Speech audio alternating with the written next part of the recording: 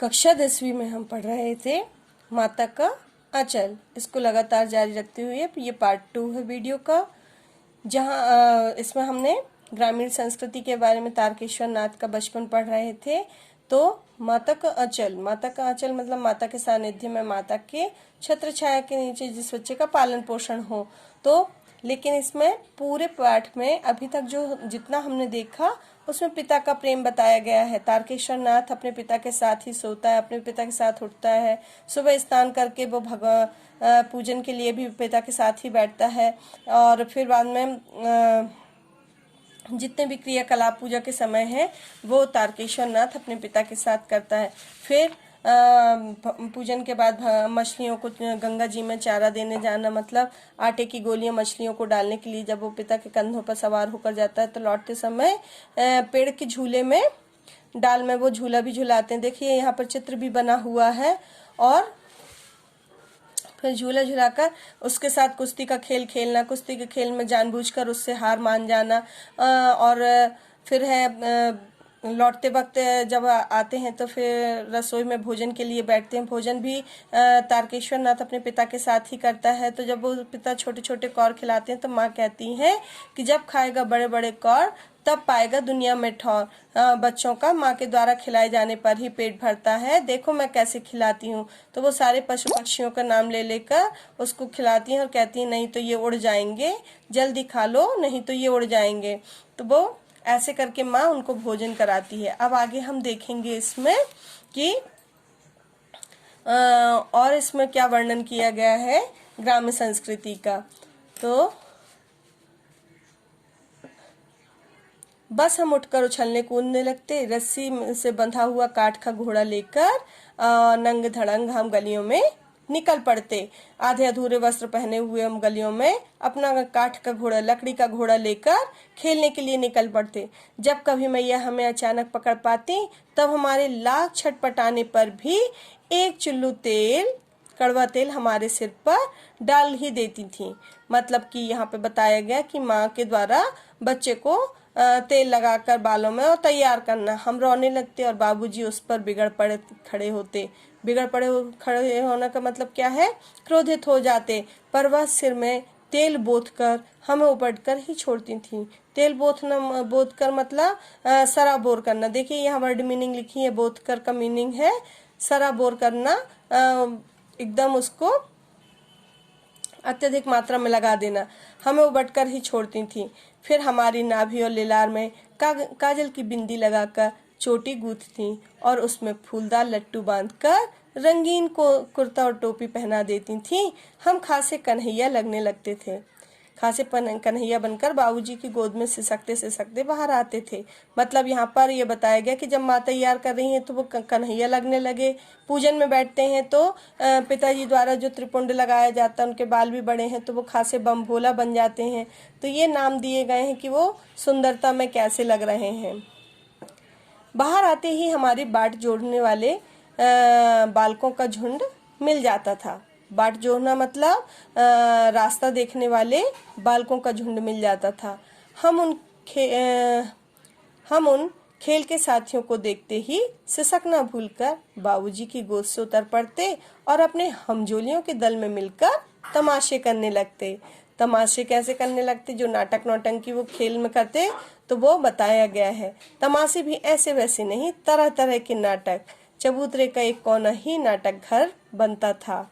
बाबूजी की जिस छोटी चौकी पर बैठकर वो नहाते थे वही रंगमंच बनती थी। उसी पर सरकंडे के खंभों पर कागज का चंदोआ तान कर, यहाँ पर देखिए चंदोआ मीनिंग दिया है छोटा सामियाना, छोटा सा घर जैसे बनाकर चांदनी तान कर। चंदोआ का मीनिंग है जैसे ऊपर टेंट लगाकर मिठाइयों की दुकान लगाई जाती थी। उनमें चिलम की खोचों पर कपड़े के थालों में ढेले के लड्डू, पत्ते की पूरी कचौरियाँ, गीली मिट्टी की जलेबियाँ, फूटे घड़े के टुकड़ों के बतासे आदि मिठाइयाँ सजाई जाती थीं।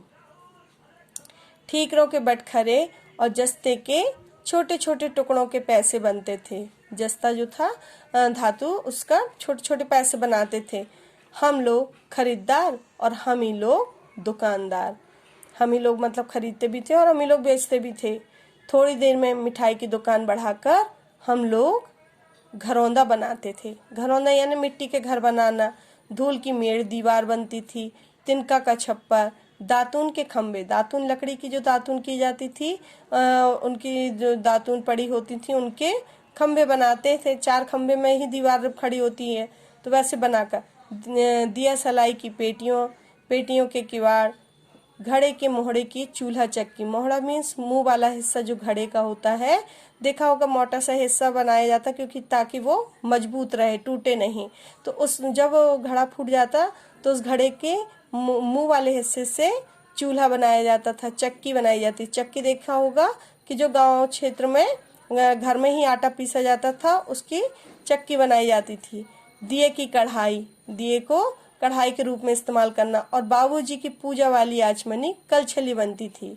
देखा होगा आचमनी क्या होती है, जो भोग लगाने वाली चम्मच होती है, पूजा पाठ में रखी होती है, उसकी कलछली। कलछली मीन्स जो करछुल होता है वो। पानी के घी, पानी को किसके रूप में इस्तेमाल करते थे, घी के रूप में। धूल के पिसान, धूल को आटे के रूप में इस्तेमाल करना। और बालू की चीनी से हम लोग ज्योनार तैयार करते थे। ज्योनार मतलब भोजन तैयार करते थे, भोज तैयार होता था। हम ही लोग ज्योनार करते और हम ही लोगों की ज्योनार बैठती थी। मतलब हम ही लोग भोजन भी तैयार करते थे और हम ही लोग खाने भी बैठते थे। जब पंगत बैठ जाती थी, पंगत देखा होगा कि भोजन करने के लिए जो कतार में पंक्तिबद्ध होकर बैठते उसको पंगत कहा जाता है। तो जब पंगत बैठ जाती थी तब बाबूजी भी धीरे से आकर पाँत के अंत में, लाइन के आखिर में जीमने के लिए, खाने के लिए, भोजन करने के लिए बैठ जाते थे। उनको बैठते देखते ही हम लोग हंसकर और घरौंदा बिगाड़कर भाग चलते थे। वह भी हंसते हंसते लोटपोट हो जाते और कहने लगते, फिर कब भोज होगा भोलानाथ। मतलब बच्चों को चिढ़ाकर वो भी उस खेल में शामिल हो जाते थे। फिर कभी कभी हम लोग बारात का भी जुलूस निकालते थे। कनस्तर का तंबूरा बजता था। बारात में बैंड बाजा होते हैं तो लोग बारात का निकालने का खेल खेलते हैं। तो जो कंसरे होते हैं उसको बजाते हुए ढोल नगाड़े के रूप में उसको इस्तेमाल करते थे।